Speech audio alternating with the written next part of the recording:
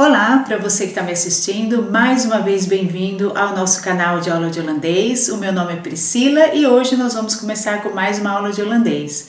Eu quero agradecer a todos os participantes do canal e estou muito feliz de saber que tem muita gente que se identifica com o meu método e que está realmente aprendendo, entendendo a gramática holandesa, que é às vezes complicada, através das aulas que eu estou transmitindo através desse canal. E, gente, eu fiquei 3 semanas sem pôr um vídeo para vocês, porque eu ainda estava muito ocupada fazendo vários vídeos ainda para o curso, né? O curso de holandês que eu tenho oferecido para vocês. Dessa vez eu vou fazer de uma forma diferente, gente.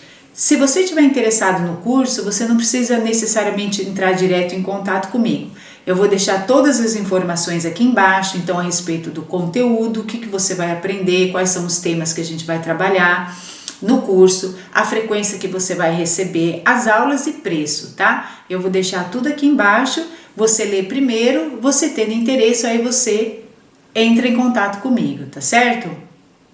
E, gente, tudo que eu tratar no curso, então todos os temas, toda a parte gramatical que eu tratar no curso, eu não vou poder trabalhar com vocês nessas aulas do canal, porque ficaria injusto para as pessoas que compram o curso se eu tivesse também fornecendo essas aulas para todo mundo, tá? Então, por exemplo, que nem horas eu não vou poder trabalhar com vocês, tem a parte do particípio, que é muito importante no holandês, eu não vou poder estar trabalhando com vocês no canal, porque é algo que eu estou oferecendo no curso também. Então é isso aí, gente. Por hoje é só, tá? As informações que eu tenho para passar. Espero que você curta essa aula. Hoje a gente vai estar aprendendo também um ponto gramatical que é muito importante no holandês. Então continue assistindo e até a próxima, tá certo? Tchauzinho. Esse é o início da aula de hoje. Hoje nós vamos estar vendo como que nós usamos as palavrinhas om en te nas frases no holandês. Essas duas palavrinhas, gente, ela tem a função de unir duas frases, tá? Então, já vou mostrar para você um exemplo, que aí fica mais fácil da gente entender logo como é que funciona. Hij gaat naar bed om te slapen. Então, aqui, ele vai para a cama para dormir. Então, aqui, entre parênteses, eu tenho a palavrinha doel no holandês, que significa objetivo. Então, qual é o objetivo de você fazer uma determinada ação, tá? Então aqui, ó, vamos analisar primeiro essa frase aqui, para a gente entender exatamente como que aconteceu a junção de duas frases. Então aqui, gente, mais uma vez eu tenho a frase para você, ó. Hij gaat naar bed om te slapen. Lembra que eu falei para você, agora no começo da aula, que na verdade, quando eu uso essas palavrinhas om en te, eu estou fazendo a junção de duas frases, né? Então, para a gente entender essa frase aqui melhor, vamos dar uma olhadinha nessas duas que estão aqui embaixo. Então, aqui, ó, hij gaat naar bed, ele vai para a cama. Hij gaat slapen, ele vai dormir. Então, vamos dizer assim, no português, se eu falar para você, ele vai para a cama, ele vai dormir. Não é muito mais fácil, então, eu falar, ele vai para a cama para dormir? Então, é exatamente o que aconteceu aqui nessa frase aqui em cima. E para isso, eu precisei das palavrinhas om en te, tá? Agora, gente, vamos ver novamente esta frase aqui, só que ela é dividida em duas partes. Então, aqui, essa aqui é a frase principal. Hij gaat naar bed. Essa aqui agora, a gente passou a ser um complemento. Por quê? Porque ela não é considerada mais realmente uma frase. Para você ter uma frase, você precisa ter o sujeito e precisa ter o verbo. A segunda frase, ela não vai ter um sujeito, pois sim um verbo. E o verbo vai vir no final da frase, ele vai estar no infinitivo e logo antes dele vai ter a palavrinha te, tá bom? Então vamos adiante para a gente ver mais alguns exemplos para você entender melhor. Então aqui, gente, eu já tenho alguns exemplos para vocês, tá? Então, vamos ver essa primeira frase aqui, ó. Ik gebruik een mes om het vlees te snijden. Então, eu já tenho a tradução para você, ó. Eu uso uma faca para cortar a carne. Então, o verbo que eu usei aqui foi o verbo gebruiken.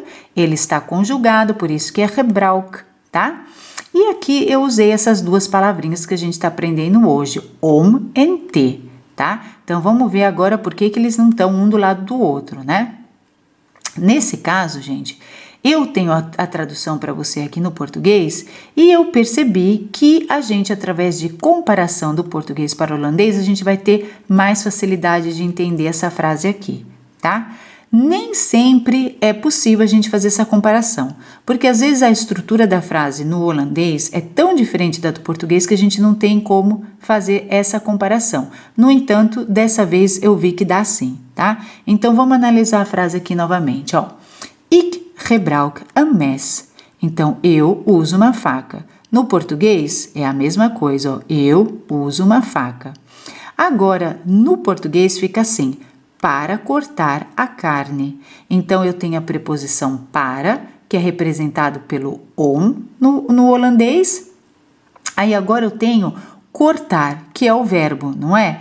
O verbo do holandês vai vir no final da frase e ele vai vir acompanhado, então, logo antes do verbo vai vir a palavrinha ter.